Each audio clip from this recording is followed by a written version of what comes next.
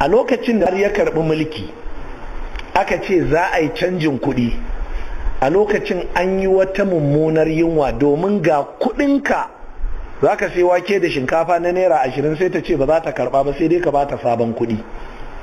Shi kuma sabon sai da wake da shinkafa ta gare ka ba saboda ba za ta karɓi kuɗinka ba, don haka zuwa gobe jalinta ya karye, kai kuma ga kuɗin ba su da amfani, sai ka zauna kana ta hamma.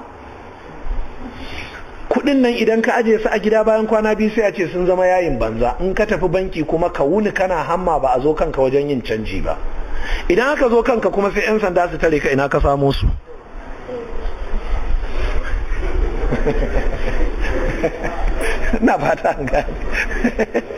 na fata an gane to an yi wata mummunar yunwa a lokacin wadda ita ce makin tarihin yunwar da ta biyo baya.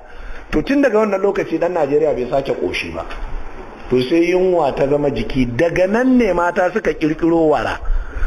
Zuwan wara Najeriya yunwa ce, da baka san wani abu wara ba, yunwa ta kawo wara.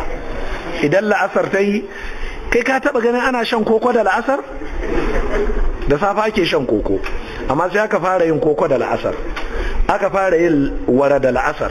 Duk inda ka je ka ga mutane sun zauna a wani kofar gida suna hira, ka gansu da wankakkun riguna, ƙarya ne. Kana ka abinci ka basu za su yi wawa, mayin wata ne.